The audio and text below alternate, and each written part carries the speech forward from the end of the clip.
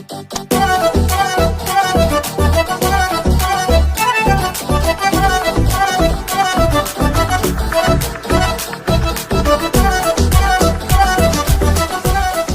solar eclipse happens when a new moon moves between the Earth and the Sun, blocking some or all of the Sun's rays from reaching the Earth. By cosmic chance, even though the Sun is 400 times wider than the Moon, it's also 400 times farther away.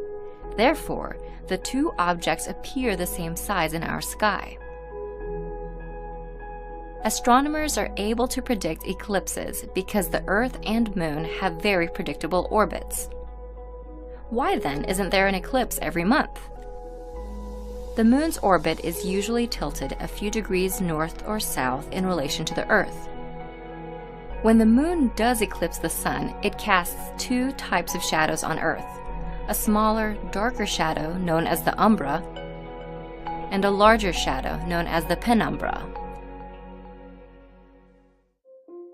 There are four types of solar eclipses.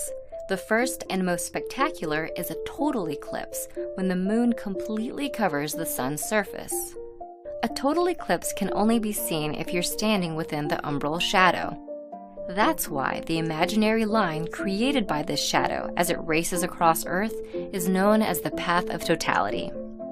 People within the penumbral shadow see only a partial eclipse, the second type. From this view, outside the path of totality, the Moon passes in front of the Sun off-center, never fully covering its surface.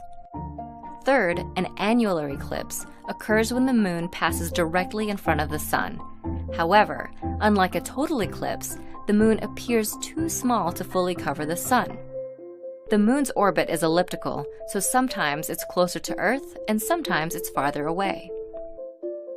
Last, a hybrid eclipse is when the Moon's position between the Earth and Sun is so finely balanced that the curvature of the Earth plays a role.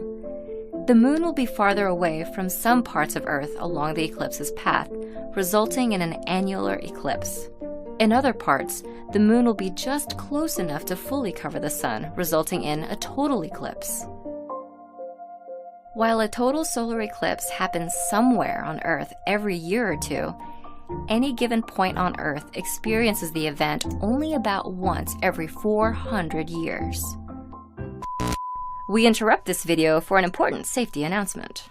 Looking directly at the Sun, even during an eclipse, can cause permanent eye damage. Fortunately, there are ways to enjoy an eclipse safely. The easiest is to use certified eclipse-watching glasses, which are shaded thousands of times darker than typical sunglasses. You can also look at the eclipse indirectly by making a pinhole viewer. Simply poke a small hole in a piece of cardboard. Hold the cardboard up to the Sun, allowing the Sun's image to be projected onto a flat surface. Be sure to look only at the surface and not through the cardboard. Just before the Moon completely covers the Sun, low-lying valleys on the Moon's edge will be the only spots that sunlight continues to pass through. These remaining brilliant shafts of light, known as Bailey's beads, will disappear one after another. And finally, a single bead of light remains, known as the diamond ring, signaling that you're just seconds away from experiencing totality. Once the last bead disappears, and the Moon completely covers the Sun's surface, the view through your eclipse glasses will be pitch black. Totality achieved. At this point, none of the Sun's rays are reaching your eyes, and it's the only time that it's safe to take off your glasses. Remember to put your eclipse glasses back on before any of the Sun's rays start to peek through again. Any sunlight reaching your eyes, even for a few seconds, can cause serious damage.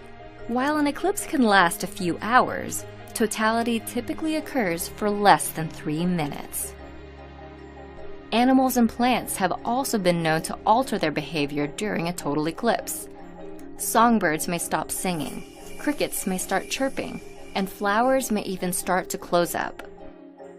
We won't always be able to see total solar eclipses. The Moon moves about 1.5 inches away from Earth each year. It's estimated that in about 1 billion years, the Moon will be too far away from Earth to completely cover the Sun.